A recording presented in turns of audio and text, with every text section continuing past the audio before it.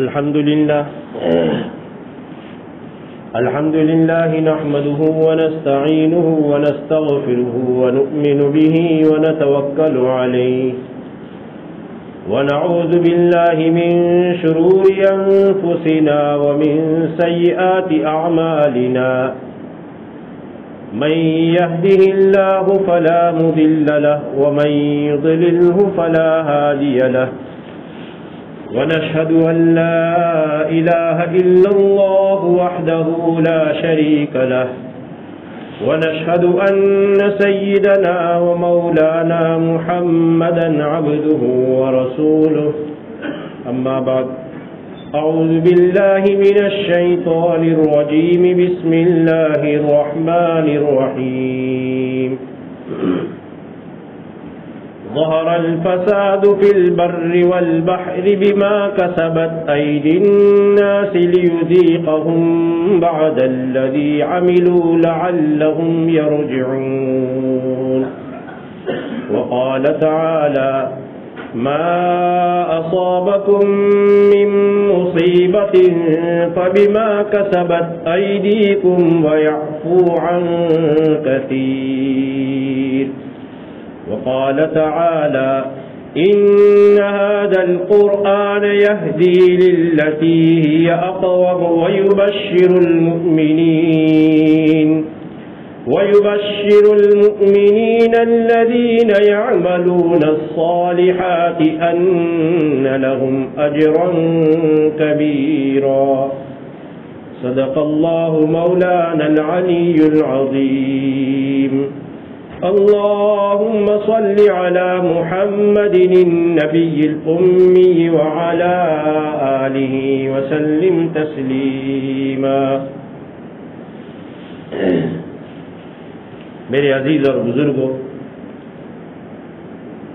اور گھر میں بیٹھ کر سننے والی ہماری مسلم مائیں اور بہنیں،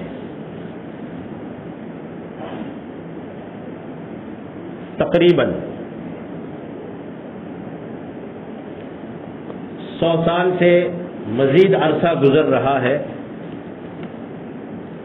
100 سال سے زیادہ عرصہ امت مسلمہ پر مسلسل اس حال میں گزر رہا ہے کہ دن بدن امت مسلمہ ہمارے اپنے ملک میں بھی اور دوسرے ممالک میں بھی اور مسلمانوں کے ممالک میں بھی، مسلمانوں کے ملکوں میں بھی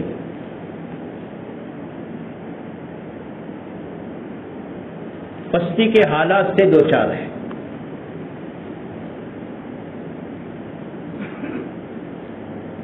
ظاہری طور پر ذلت و خواری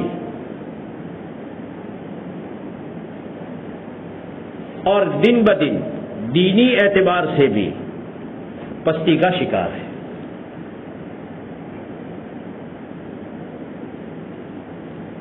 اگر قرآن اور احادیث پر غور کے ساتھ دیکھا جائے تو یہ بات واضح ہوتی ہے. آدم علیہ الصلاۃ والسلام کی پیدائش کے پہلے سے اور اس کے بعد بھی حق اور باطل کی یہ کشمکش چلتی رہی ہے، چلتی رہے گی، اور جب تک اللہ تبارک و تعالیٰ کو یہ زمین اہل ایمان سے باقی رکھنی ہے اور زمین پر اہل ایمان رہیں گے، حق اور باطل کی یہ کشمکش ختم نہیں ہوگی.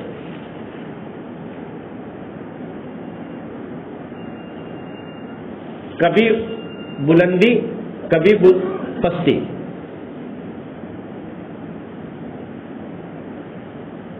احوال سے دوچار نہیں ہو، احوال سے حفاظت نہیں ہوگی. احوال سے دوچار ہونا یہ تمام انسانوں کے لیے پیدائش کے وقت میں طے کر دیا گیا ہے.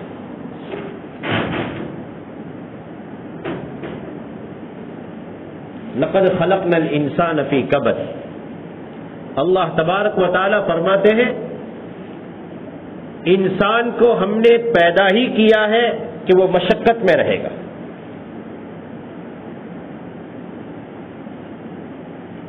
اس بات سے انکار نہیں کہ اللہ تبارک و تعالی کے دربار میں عافیت کا سوال کرنا چاہیے. صلی اللہ العافیہ. اللہ سبحانہ و تعالی سے عافیت مانگو. آپ علیہ السلام مزید آگے فرماتے ہیں کہ کسی شخص کو عافیت سے بڑھ کر کے کوئی فضیلت والی چیز نہیں دی گئی.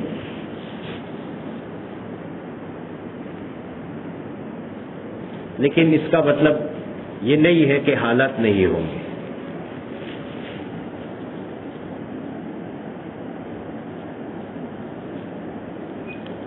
اور یہ بات بھی یقینی ہے کہ جو ہو رہا ہے اہل ایمان کی پستی کی جانب تیزی کے ساتھ بڑھنا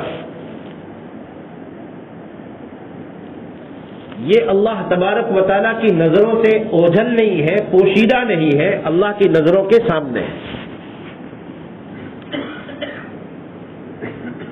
اللہ کے رسول صلی اللہ علیہ وسلم کی دعاؤں میں ہے اللہم انی اعوذ بک من الشک والشرک والشقاق والنفاق. آپ علیہ الصلوۃ والسلام کی تعلیمات کا ایک بڑا حصہ، تعلیمات مبارکہ کا ایک بہت بڑا حصہ دعاؤں کے ذریعے سے امت کو دیا گیا ہے. دعا صرف برائے دعا نہیں ہے بلکہ ایک بہت بڑا پیغام ہے. شرک میں مبتلا ہونے کے لیے پہلا زینہ شک میں مبتلا ہونا ہے. آدمی کو یہ تردد ہونے لگے، یہ شک ہونے لگے کہ پتہ نہیں میں جس راہ پر چل رہا ہوں وہ صحیح ہے یا کوئی اور،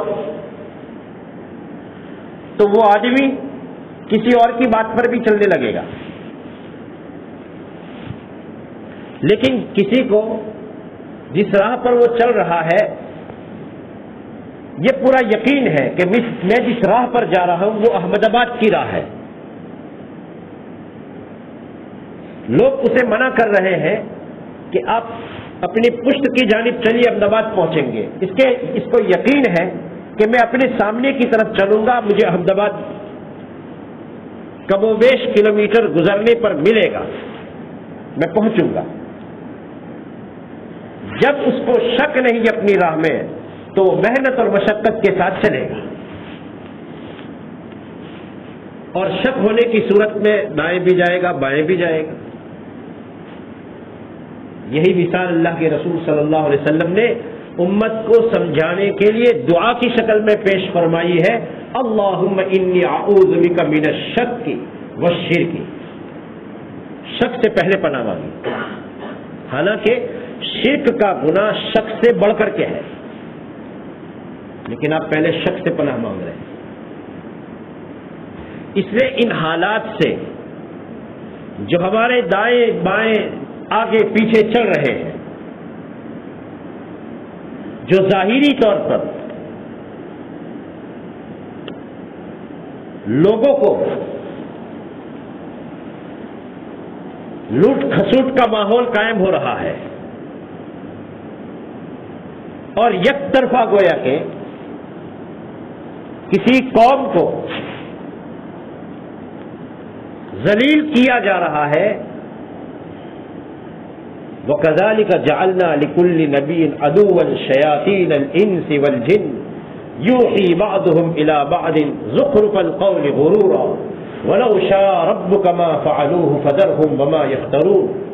اللہ تبارک و تعالی ہمارے نبی کریم صلی اللہ علیہ وسلم کو کہہ کر کے ان کو تسلی دے کر کے آج کی بسنے والی انسانیت کو بھی تسلی دے رہے ہیں.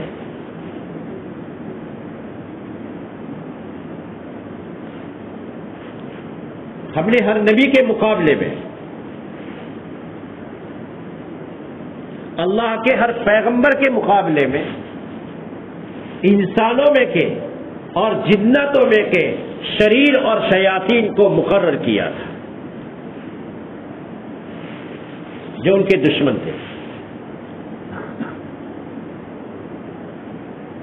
اس لیے اہل حق کے ساتھ اہل باطل کی دشمنی رکھنا یہ کوئی نئی بات نہیں ہے، بلکہ اطمینان پیدا کرنے کی بات ہے کہ میں جس راہ پر چل رہا ہوں وہ صحیح ہے، کیونکہ اہل باطل ہمارے دشمن ہیں.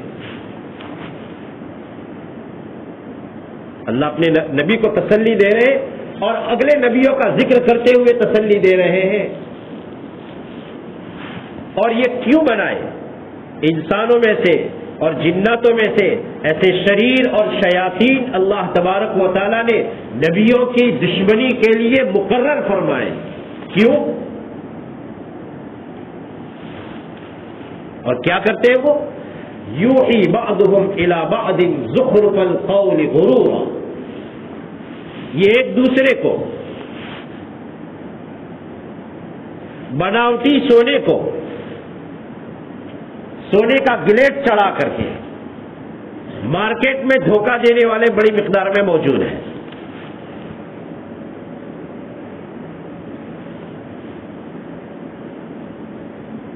اور اسی دھوکے سے بچانے کے لیے، جو ایک وقتی دھوکہ ہے، اسی دھوکے سے بچانے کے لیے حکومتیں اس کا انتظام کرتی ہے کہ لوگ بناوٹی چیز کو اور بناوٹی سونے کو اصلی سونا سمجھ کر لے نہ لیں. اس لیے عالمی سطح پر اس کا انتظام کیا جاتا ہے، جبکہ لمحوں میں ختم ہونے والی یہ چیز ہے. اللہ تبارک و تعالیٰ فرماتے ہیں کہ اللہ نے اپنے نبیوں کے خلاف انسانوں میں سے اور جناتوں میں سے شیاطین دشمنی کے لیے مقرر کیے تھے. وہ یہ کرتے ہیں یوحی بعضهم الی بعض زخرف القول، دھوکہ دھڑی کی بات، ملاوٹ والی بات، ایک دوسرے کو چکنی چپڑی باتیں سکھلاتے ہیں.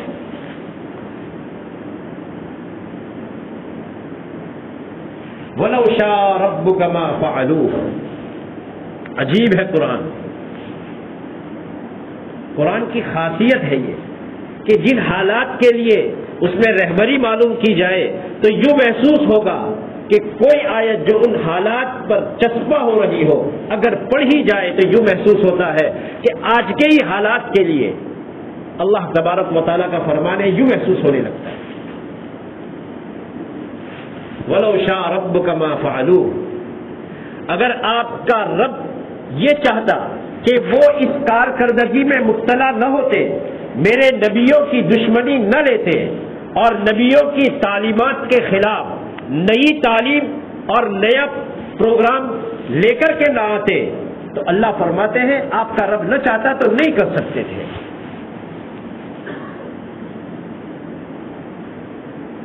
آئندہ کیا کرنا ہوگا؟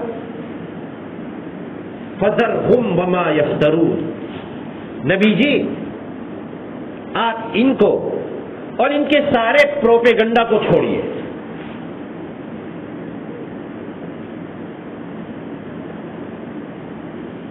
اس سے متاثر ہونے کی ضرورت نہیں ہے، مطمئن رہنے کی ضرورت ہے. حالات کا بگاڑ ایمان کے پکنے کا ذریعہ اس شخص کا بنتا ہے جس شخص کو اپنے آپ میں مومن ہونے کا یقین ہو کسی درجے میں.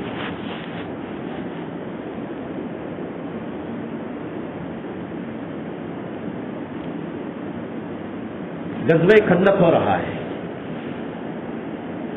سن ہجری 6 میں تقریباً، اور اس زمانے کا سارا باطل جتنی مقدار میں جمع ہو سکتا تھا وہ ہوا،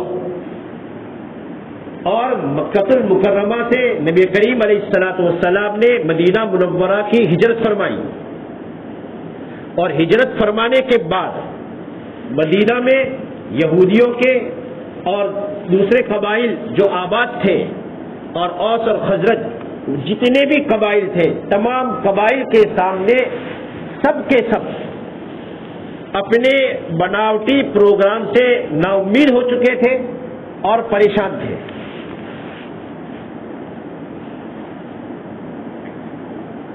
اور سب کسی اور نئے آئیڈیل اور نمونہ کے متلاشی تھے، تلاش میں تھے کہ اس نظام سے ہم تھک چکے ہیں. اللہ کا یہ نظام، یہ جو چکر چل رہا ہے، یہ اسی طرف لوگوں کو لے جایا جا رہا ہے کہ لوگ از خود کہیں گے کہ اس سے ہم تھک چکے ہیں.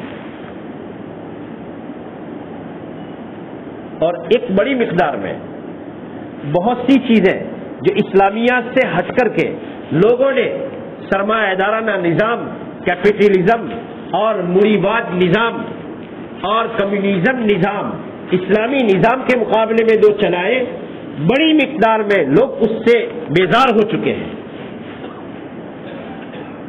حالات بنائے جائیں گے اور ان حالات کے بننے میں وہی نمونہ ہمارے سامنے رہے گا کہ رسول اللہ صلی اللہ علیہ وسلم مدینہ جب پہنچے ہیں، مسلسل آپ علیہ الصلوۃ والسلام حالات سے گزرے ہیں.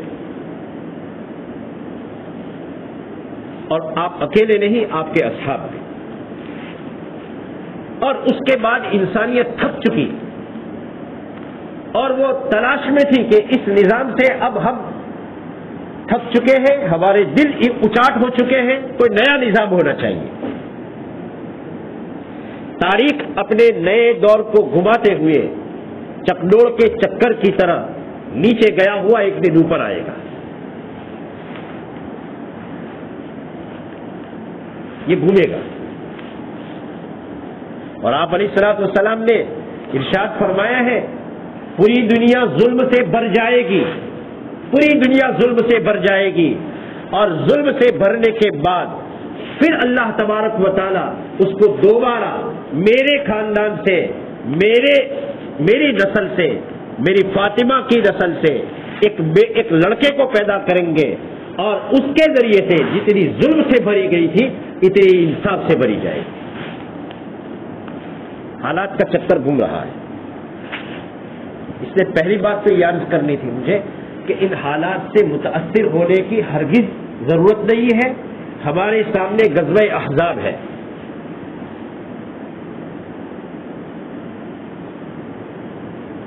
وَبَلَغَتِ الْقُلُوبُ الْحَنَاجِرَ وَتَظُنُّونَ بِاللَّهِ الظُّنُونَ هُنَالِكَ ابْتُلِيَ الْمُؤْمِنُونَ وَزُلْزِلُوا زِلْزَالًا شَدِيدًا.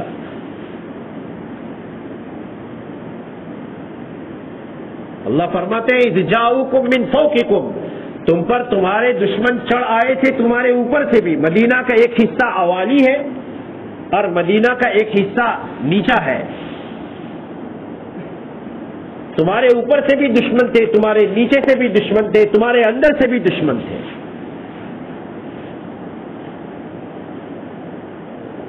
ان حالات میں قرآن منظر کھینچ رہا ہے کہ ڈر اور خوف سے لوگوں کو یوں محسوس ہو رہا تھا کہ ہمارے دل گھڑوں کو آ لگے ہیں.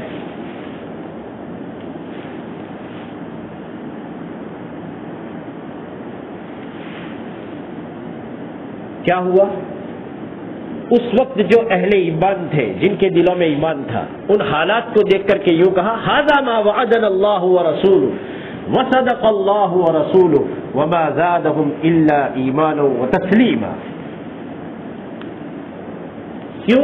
اس لیے کہ انہیں پہلے سے باخبر کیا گیا تھا کہ حالات آئیں گے. اور کب کہا گیا تھا؟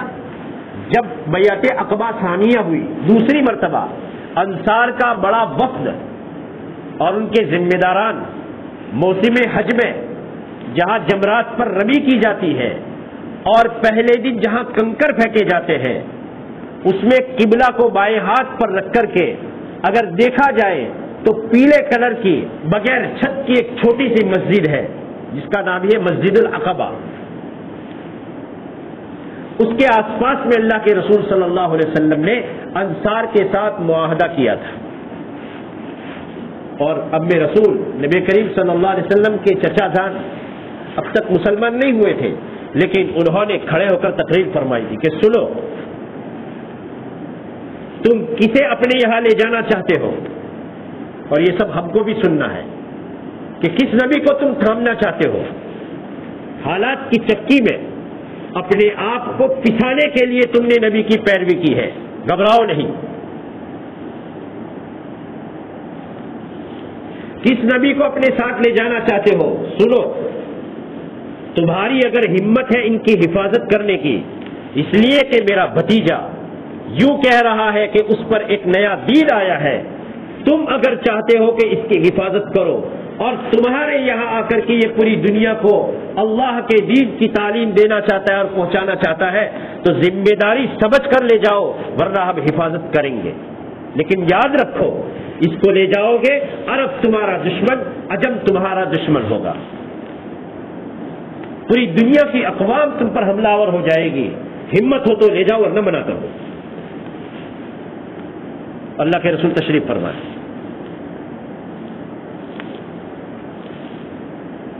صحابہ نے وہ سنا تھا اور ایسا ہی دیکھا، اذ جاؤکم من فوقکم، تمہارے اوپر سے بھی دشمن، نیچے سے بھی دشمن، اندر کے دشمن بنو نذیر، بنو قریظہ، اور سارا باطل جمع ہو کر آ چکا ہے، اور بچاؤ کرنے کے لیے خندق کھودنے کی ضرورت پیش آئی ہے، اور تقریباً 25 دن کا عرصہ رہنا پڑا۔ صحابہ نے جب یہ دیکھا تو ان کو وہ منظر یاد آ گیا کہ ہمیں پہلے سے کہا گیا تھا کہ لوگ تمہارے دشمن ہوں گے اور لوگ جمع ہو کر تم پر ٹوٹ پڑیں گے۔ اس لیے جو پکے مومن تھے انہوں نے ان حالات کو دیکھ کر کے کہا، ھذا ما وعدنا اللہ ورسولہ، یہ وہ چیز ہے جس کا ہم سے اللہ اور اس کے رسول نے وعدہ کیا تھا کہ لوگ تمہارے دشمن ہوں گے، تم پر حملے ہوں گے، تو ہو رہے ہیں، ہم سچے ہیں۔ ان حالات میں یہ یقین پیدا کریں ہم کہ نہیں، ہم ہی سچے ہیں۔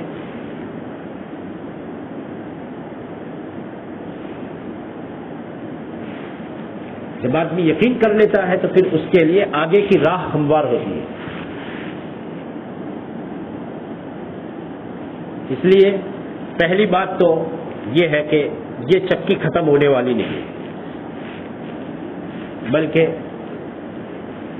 نبی موجود ہو، ماضی میں بھی ہو چکا ہے، نبی موجود تھے، حالات بنے، پسپائی ہوئی، ظاہری طور پر شکست ہوئی، اور ایک دن پھر وہ آنے والا ہے، اگرچہ وہ خلیفہ بن کر ظاہر ہوں گے لیکن وہ بنی اسرائیل کے نبی ہوں گے۔ اللہ تبارک و تعالی حضرت عیسیٰ علیہ السلام سے فرمائیں گے، تمہارے ساتھ جو مومنین ہیں ان کو لے کر کے طور پہاڑ پر چلے جاؤ، اب میں اپنے ایسے بندوں کو بھیجنے والا ہوں، کسی آدمی کی طاقت نہیں ان کو روک سکے۔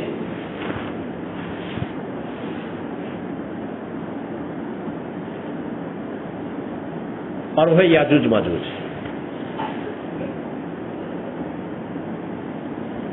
پوری زمین پر فساد پھیلائیں گے، اور حتیٰ کہ پھر یوں کہیں گے کہ زمین پر جتنے لوگ آباد تھے سب کو ہم نے ختم کر دیا اور سب تک ہم پہنچ چکے۔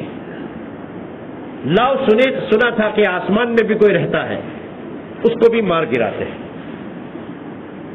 اللہ کے رسول صلی اللہ علیہ وسلم نے اپنے زمانے کے اسباب کو سامنے رکھتے ہوئے اپنے صحابہ کو اسی تعبیر میں سمجھایا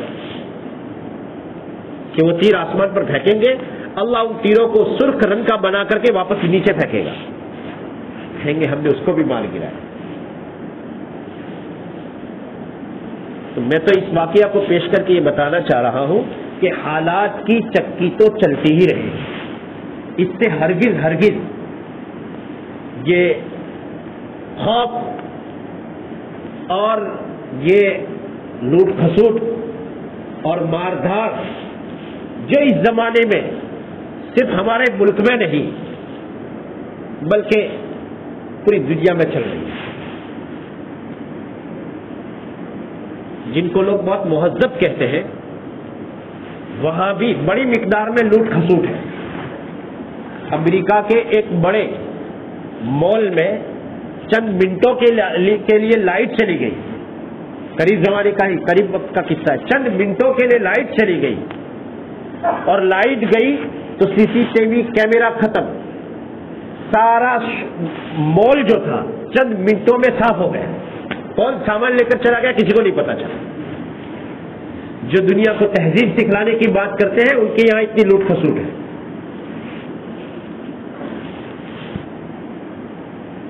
اور کیوں ہو رہا ہے؟ ما اصابکم من مصیبت فبما کسبت ایدیکم ویعفو عن کثیر. حضرت علی رضی اللہ تعالی عنہ اس آیت کے متعلق فرمایا کرتے تھے کہ مجھے قرآن کریم کی آیتوں میں یہ آیت بہت پسند ہے. بزرگوں کی صحابہ میں بھی جس کو مدینۃ العلم انا مدینۃ العلم وعلی بابوہا، میں علم کا ایک شہر ہوں اور علی اس کا مین گیٹ ہے، ان کی بات بھی الگ ہے. اللہ تو فرما ہی رہے ہیں تمہیں جو مصیبت پہنچتی ہے وہ تمہارے گناہوں کا اثر ہے، اور بہت سے گناہوں کو اللہ معاف فرما دیتے ہیں.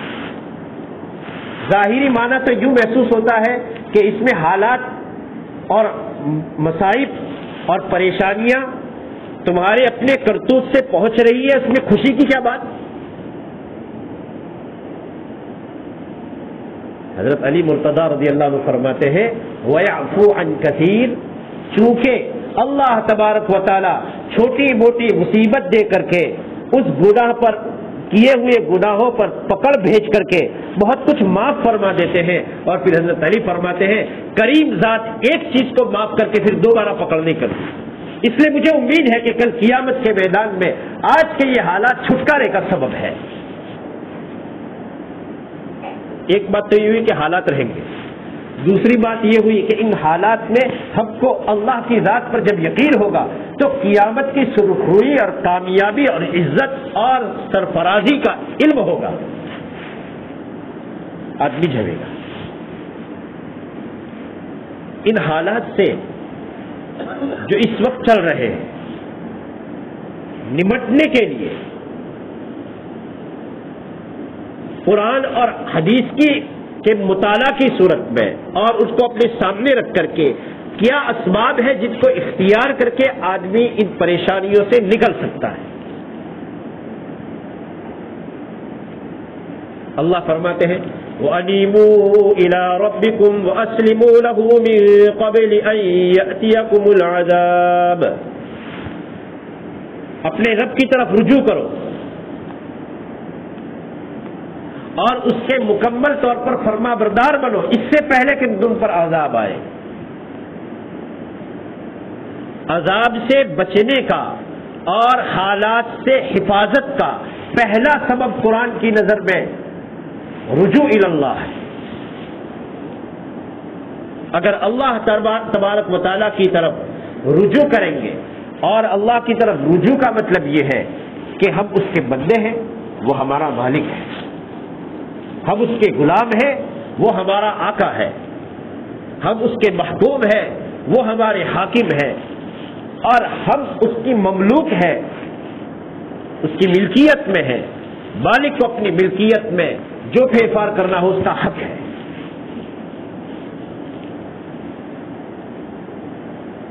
اور اس کے کہنے پر چلنا، یہ ہے رجوع. اس کی وجہ سے اللہ تبارک و تعالیٰ اپنی طرف سے حالات کی چکی میں رہنے کے باوجود بھی اطمینان عطا فرمائیں گے اور حفاظت فرمائیں گے. ہمارے محبوب شیخ الاسلام حضرت مولانا مفتی محمد تقی عثمانی صاحب دعوت برکاتہم، اللہ ان کی عمر میں عافیت کے ساتھ خوب برکت فرمائے، فرماتے ہیں کہ ایک آدمی جس کو اللہ کے احکام پر چلتے ہوئے حالات میں چل رہا ہے، اس کی مثال ایسی ہے کہ جیسے ایک آدمی دور ہمیں نظر آ رہا ہے اور بہت تیزی کے ساتھ ہوا چل رہی ہے، درخت اکھڑ رہے ہیں، پتھر اڑ رہے ہیں، ایک آدمی ہمیں دور نظر آ رہا ہے، ہم کو یوں محسوس ہو رہا ہے بیچارہ بہت نازک حالات میں،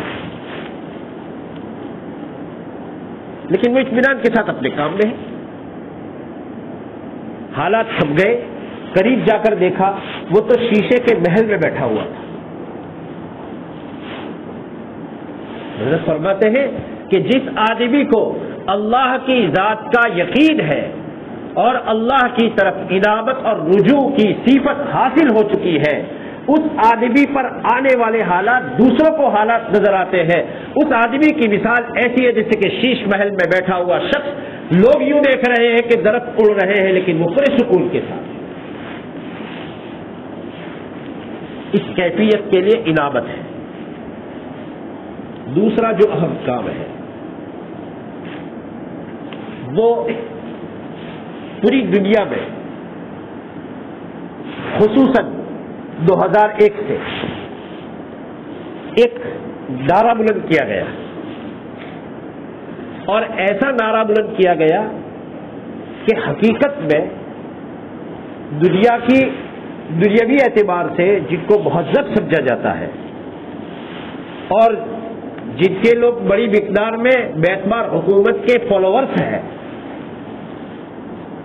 اس کے پاس بھی وہ نعرہ تو ہے لیکن اس کی پریبھاشا جو بولی جا رہی ہے اس کی کوئی تعریف ان کے پاس موجود نہیں ہے، اور وہ ہے دہشت گردی.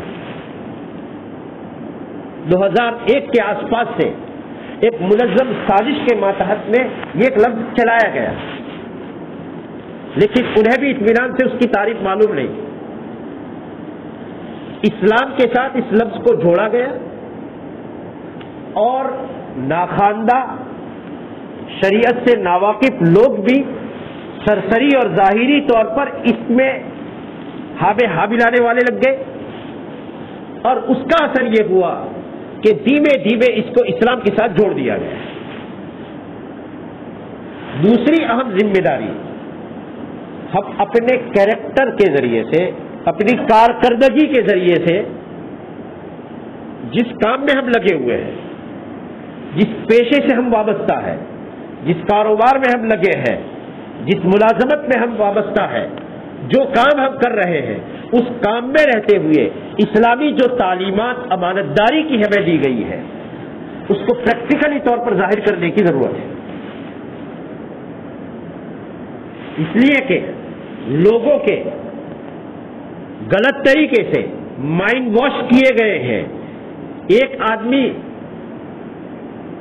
اللہ اللہ کی ضرب لگائے، بہت اچھا کام ہے، برا اس کو نہیں کہہ سکتے اپنی جگہ پر، لیکن باہر کسی آدمی کو یہ سمجھایا جا رہا ہے کہ یہ آدمی گالیاں بک رہا ہے، تو جب تک اس کو یہ بتایا نہ جائے کہ یہ آدمی جو بول رہا ہے وہ تمہاری برائی نہیں تمہاری اچھائی چاہ رہا ہے، لوگوں کا ذہن اسلام کے متعلق، مسلمانوں کی شکل و صورت کے متعلق، مسلمانوں کی عادات اور اطوار کے متعلق لوگوں کو غلط تصویر پیش کی گئی ہے. جب تک کہ ہم عملی طور پر جہاں جہاں ہم وابستہ ہیں جس دائرے میں، اس دائرے میں اہل اسلام اور غیر اہل اسلام، چاہے وہ ہمارے ملک کے غیر مسلم ہندو بھائی ہو یا کوئی اور ملک میں کوئی اور ہو، ان کے ساتھ میں جو ہمارے برتاؤ ہو رہے ہیں، جب تک ہم اس کو نبوی سیرت کو سامنے رکھتے ہوئے، نبی کریم صلی اللہ علیہ وسلم کی مبارک سیرت کو سامنے رکھتے ہوئے اس پر اپنے آپ کو ڈالیں گے نہیں، تب تک انہیں عملی طور پر یوں کہ اسلام کی خوبی سمجھ میں آ سکتی ہے. ورنہ وہ دماغ میں جو گندگی ڈالی گئی ہے، جب تک اس کے مقابلے میں صاف ستھرے پانی ذہن میں نہیں ڈالے جائیں گے تب تک وہ حالات جو چل رہے ہیں اس کو بدلا نہیں جا سکتا.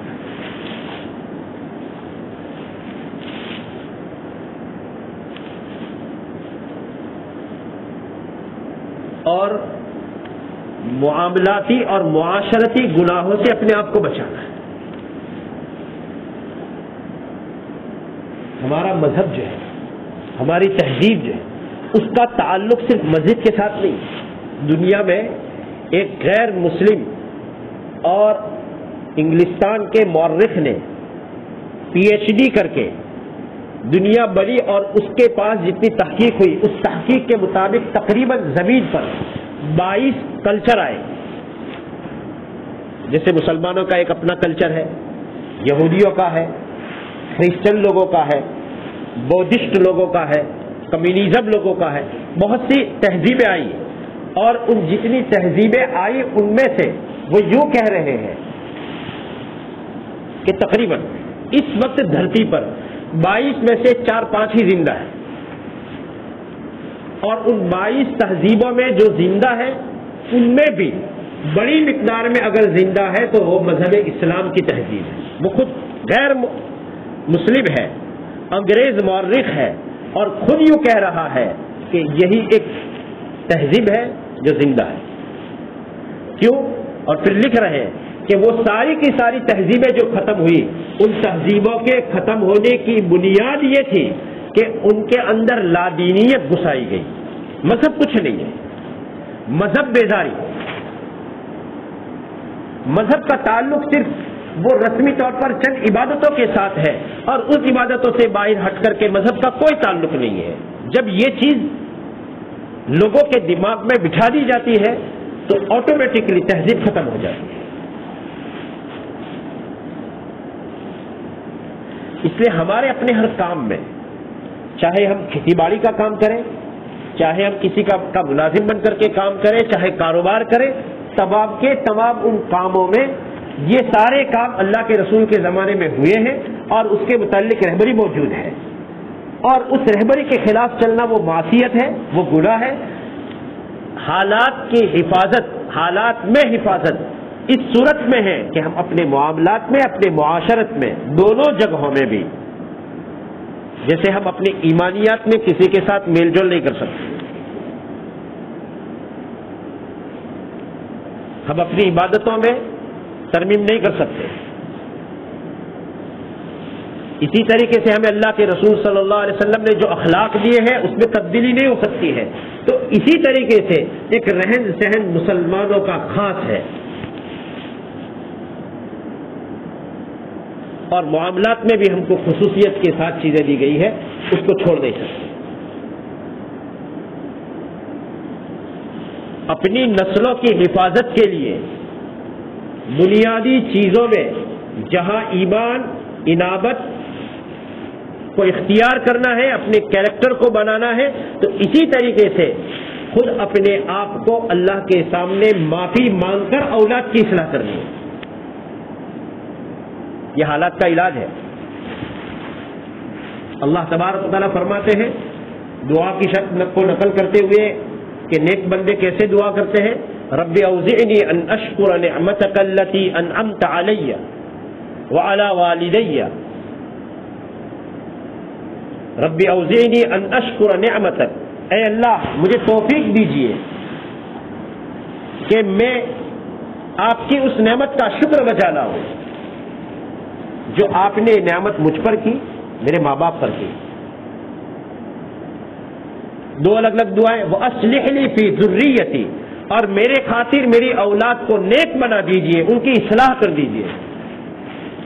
ہر آدمی چاہتا ہے، ایک آدمی اللہ معاف فرمائے کہ اگر بدکار سے بدکار آدمی ہو لیکن وہ اس کے دل میں رائے کے دانے کے برابر بھی ایمان ہو تو یہی چاہے گا میری اولاد اچھی رہے.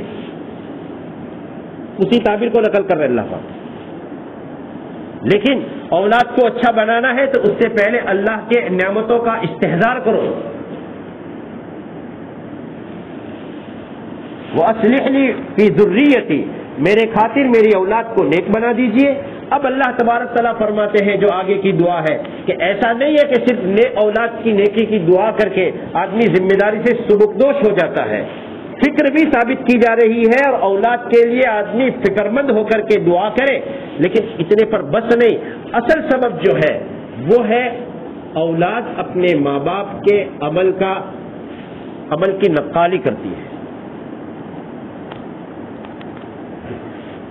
انی تبت الیک الہ العالمین، میں اپنی اولاد کی نیکی چاہتا ہوں، مجھ سے گناہ ہو چکے ہیں، میں اپنی پچھلی زندگی میں کیے ہوئے گناہوں سے آپ کے دربار میں معافی مانگتا ہوں. اولاد کو نیک راہ پر لانے کے لیے، کیونکہ جب تک نیکیوں کا ماحول عام نہیں ہوگا، اور نیکیوں سے مراد ہرگز یہ مت لیں ہم کہ صرف نماز ہم سمجھ لیں، روزہ سمجھ لیں، ہاں وہ نیکی کے کام ہے اہم، لیکن اسی طریقے سے معاشرت میں اور معاملات میں ان ساری چیزوں میں جو نیکیاں ہیں اس کو اپنے اندر اختیار کرنا ہے، اور جو گناہ ہو چکے ہیں اللہ کے سامنے معافی مانگیں گے، تب اولاد نیک بنے گی. یعنی تب اولاد وہ ایمانیات میں، عبادات میں، اخلاق میں، معاشرت میں، معاملات میں صحیح ترتیب پر آ کر کے ان حالات سے محفوظ رہے گی.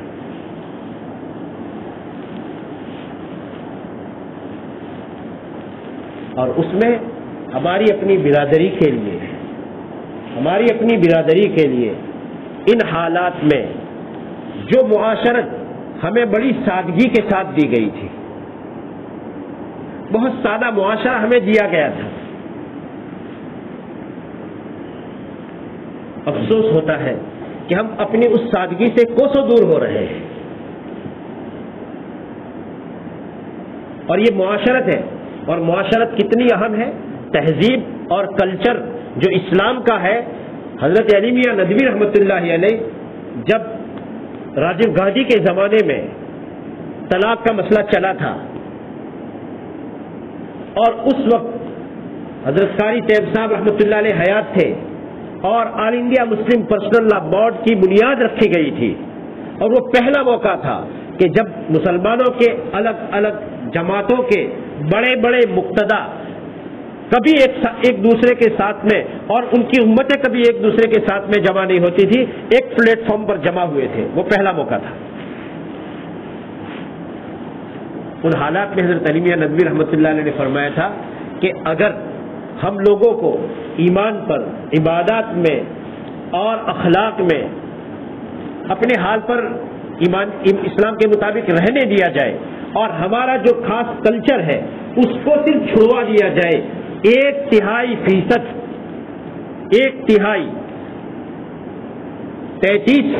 امت اسلام سے خود بخود مرتد ہو جائے گی.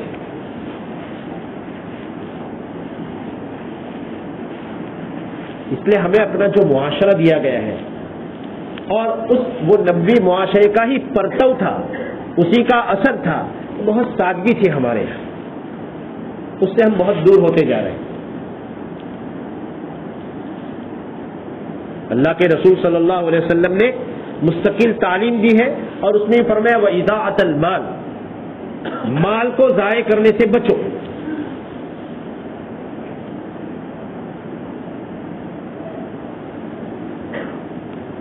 اور ہمیں کسی بھی چیز کا اسراف کتنا برا ہے، ضرورت سے زیادہ صحیح مقام پر خرچ کرنے میں بھی جتنی مقدار میں وہ کام نمٹ سکتا ہے اس سے زیادہ خرچ کرنا، اس کو کہتے ہیں اسراف، فضول خرچی کرنا. کتنا برا ہے کہ اللہ کے رسول صلی اللہ علیہ وسلم نے یوں فرمایا کہ وضو کرنے میں پانی ضرورت سے زیادہ خرچ نہ کرو، وَلَوْ عَلَى شَاطِئِ النَّهْرِ، چاہے نہر کے کنارے پر بیٹھ کر کرو. نہر کا پانی کم بھی نہیں ہوتا، اور گرنے والا مستعمل استعمال کیا ہوا پانی وہ خود پاک اور پاک کرنے والا بن جاتا ہے. پھر بھی آپ فرما رہے ہیں کہ زیادہ استعمال نہ کرو.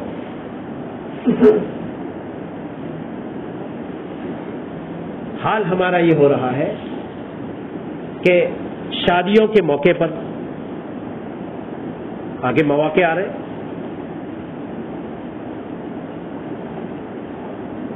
اور اسی طریقے سے مکانات کے بنانے میں بھی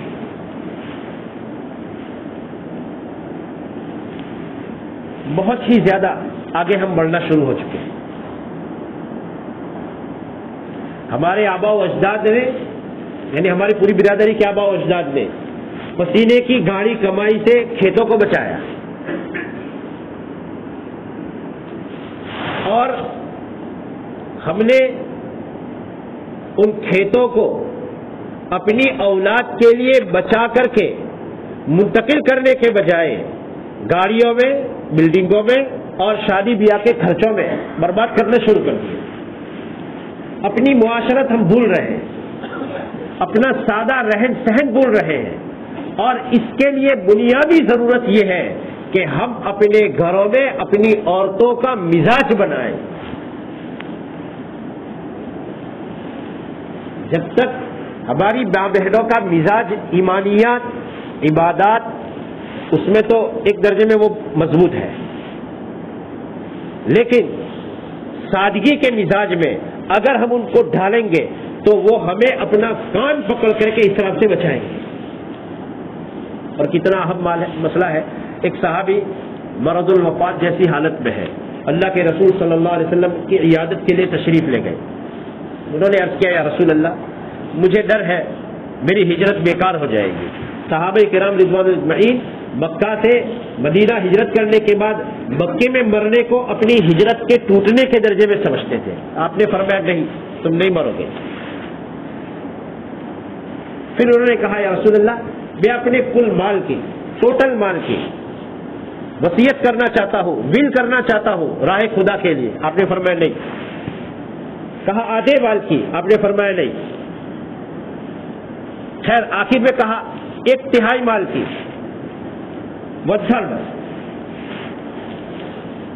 آپ نے فرمایا ہاں 1/3 کی کر سکتے ہو. اور والثلث کثیر، اور سنو اپنے ورثاء کو چھوڑ کر کے کسی اور غیر وارث کے لیے 1/3 مال کی وصیت کرنا کم نہیں ہے، بہت ہی ہے.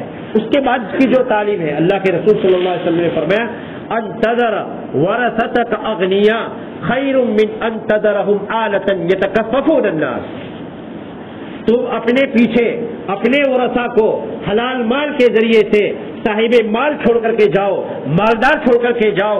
یہ بہتر ہے اس سے کہ تم انہیں تنگدست چھوڑ کر کے جاؤ کہ وہ در بدر بھیک مانگے. اللہ جزائے خیر دے ان بڑوں کو، وہ اس فضیلت کو پانے والے ہیں.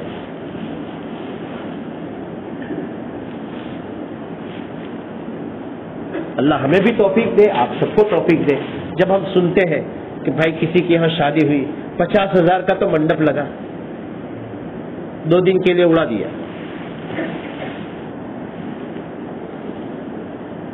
پہلے کٹمب کے لوگ لسٹ لے کر کے گھر گھر کہنے جاتے تھے، تو اس زمانے میں 10 پیسے کا ایک اور سائز کا ایک پھاڑا تھا، اس میں نمٹ جاتا تھا. کسی کا نام رہ گیا نہیں رہ گیا اس کے بہانے سے کنکتری گھسی، اور اب 100 روپے تک پہنچ گئی، 200 روپے تک پہنچ گئی. جو کام 50 پیسے میں ہو سکتا تھا اس کام کو ہم نے 100 روپے میں خرچ کر کے 99 روپے 50 پیسے راہ خدا میں یا اپنی اولاد کے لیے حلال طریقے سے چھوڑنے کے بجائے مال کو برباد کرنے میں لگایا. یہ اسلامی کلچر کے خلاف ہے. یہ حالات جو ہے، ان حالات سے بچنے کے لیے اللہ کی طرف سے چٹکی بڑی عجیب گھومتی ہے. ایک قصہ سنا کر بات پوری کر دیں. مصر میں ایک معاملہ بنا، اگرچہ وہ شرعی فیصلہ نہیں تھا، عربی کے ایک اخبار میں چھپا. ایک آدمی کے متعلق کورٹ میں کیس چل رہا. ہوا کیا؟ اس نے فلاں شخص کا خون کیا. معاملہ یہ تھا، یہ آدمی راستے سے گزر رہا تھا، اس نے دیکھا کہ ایک آدمی خون میں لت پت ہے، پاس میں کوئی نہیں ہے، اس کی اندر جان موجود ہے. اس نے اپنے گاڑی میں ڈالا، اٹھا کر کے ہسپتال لے جا رہا تھا، راستے میں مر گیا. معاملہ اس پر لگ گیا کہ یہ اس کا قاتل ہے. یہ اپنے شواہد پیش کر رہا ہے. ایک مدت، دوسری مدت، تیسری مدت، چند مدت گزرنے کے بعد جج جو ہے وہ اس کو تنہائی میں الگ سے بلاتا ہے اور یوں کہتا ہے سچ سچ بتا کیا ہوا ہے. اس نے کہا صاحب واقعی میں سچ کہتا ہوں اللہ کو حاضر ناظر رکھ کر کے کہ میں تو گزر رہا تھا اور یہ ایک آدمی تھا جو راستے میں پڑا ہوا تھا اور زخمی ہونے کی حالت میں تھا. میں نے اس پر، اس کے ہاتھ پہ حرکت کر رہے تھے، رحم کھا کر کے گاڑی میں ڈالا ہے، میں نے کچھ نہیں. کوئی معاملہ بنا ہے تیرا، پچھلا کچھ یاد کر، کچھ ہوا ہے کبھی؟ اس نے بہت کچھ دماغ چلایا. اس نے کہا کچھ نہیں ہوا. تیرے دماغ پر زور ڈال. اس نے کہا مجھے خواب میں ایک کتیا آ کر کے روتی دکھائی دے رہی ہے، تو کچھ سوچ. اس نے کتیا کہا تو اس کو بہت دور کا یاد آیا. ہاں ایک معاملہ ضرور ہوا ہے. کہ بتا کیا ہوا ہے؟ کہا بات یہ ہے میرے گھر کے قریب میں سردیوں کے زمانے میں ایک کتیا اور اس کے پلے تھے. وہ پلے جو ہے زور زور سے رو رہے تھے. مجھے غصہ آیا، میں نے ان پر مٹی کا تیل ڈالا اور اس کو جلا دیا. کہا اس کو سولی پر چڑھا دو. غیر شرعی فیصلہ ہے. کہا کہ بس وہ کتیا بار بار آ کر کے میرے سامنے خواب میں رو رہی ہے. تو نے یہ ایک ظلم کیا تھا ایک جان پر، تو نے ایک ظلم کیا تھا ایک جان پر. کہ لا يعذب بالنار الا رب النار، آگ کے ذریعے سے عذاب آگ کا پیدا کرنے والا ہی دے سکتا ہے. تو اس کا مددگار نہیں بن سکتا تھا ٹھٹھرتی ٹھنڈی میں؟